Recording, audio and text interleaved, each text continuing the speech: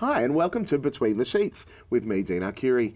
Joining me under the covers is the fabulous Michael Wheeland and the lovely Kirsty Webeck. Hi, guys. Hi. Hello. We've got a big, important issue to talk about today. Very important. I'm very excited for this one. It's very political. It's very exciting. Is it time for Pauline to bite the bullet and just eat a halal snack pack? Yes. What do you reckon?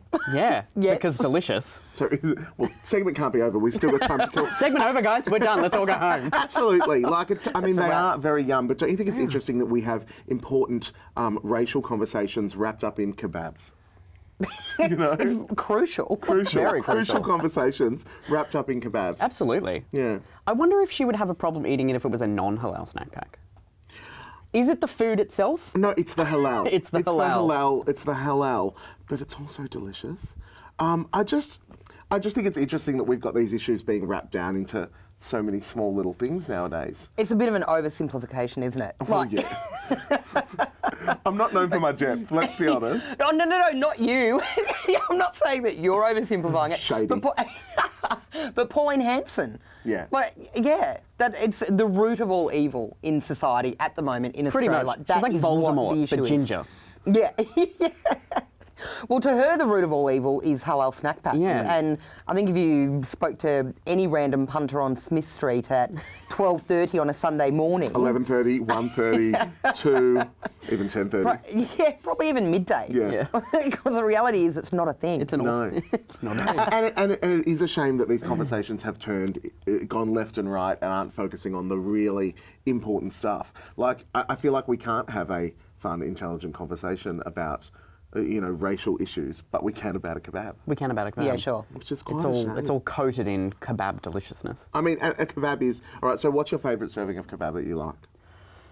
I'm a falafel. Your falafel? I do like a good falafel kebab. I'm a vegetarian, so that's... The falafel? The falafel's my only option. But it's amazing. It's a great option. Mine, I don't get it all wrapped in something. I just get the meat straight up as it is, and I get chili sauce, and I get garlic sauce, and then I get chips as well, not with chicken salt. Nothing drives me more crazy than chicken salt. Yeah, why? Normal salt should be enough, but then I put it all in a bowl But and it's mix not. it all together and should then be, eat but it. it's not. It is. I never understand the chicken saltness. But okay, let's look at racial issues being focused on in relation to, food. Does anyone else feel a little bit worried that everything's turned into, a quick 140 character comment now, or, you can't get in depth in relation to these conversations and in relation to this stuff anymore, I feel. Yeah, and all you have to do is look at the Sonia Kruger comments to see that it's very difficult to have these conversations, especially in a public space. As we try to have one right now. In a 7-minute segment. I'm not saying she went about it the right way or that her opinions were valid, but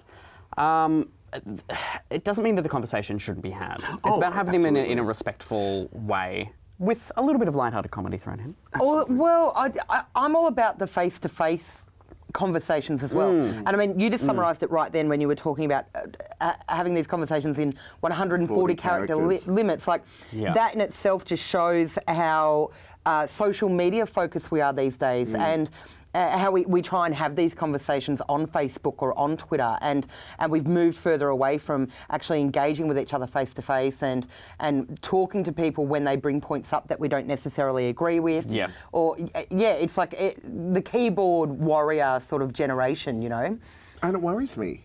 You can find an article to agree with any point of view you need in relation to what you're saying on the internet at any given time, but it doesn't mean that anyone is particularly right.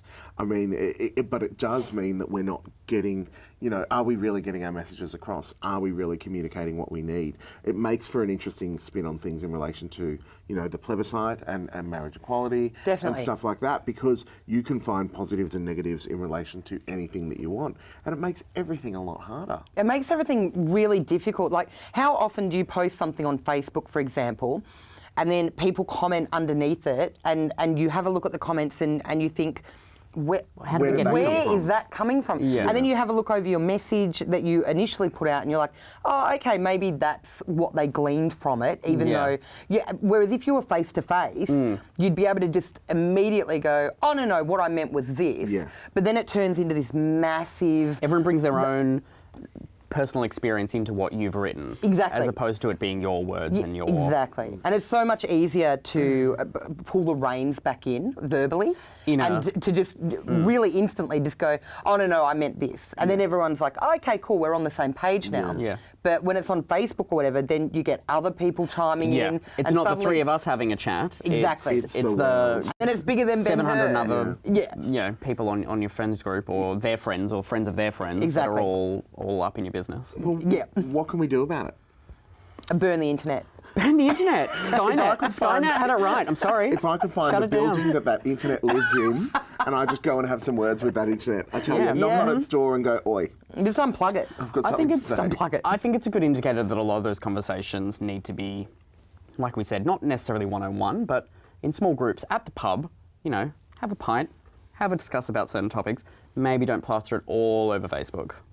Not to say you shouldn't have an opinion on social media and you shouldn't use that as a platform to further an argument. A lot of people understand social media. I feel like a lot of people don't understand it. Or they think they do and they don't. Yeah. Yeah. My problem with social media is that people need to use Snopes a lot more.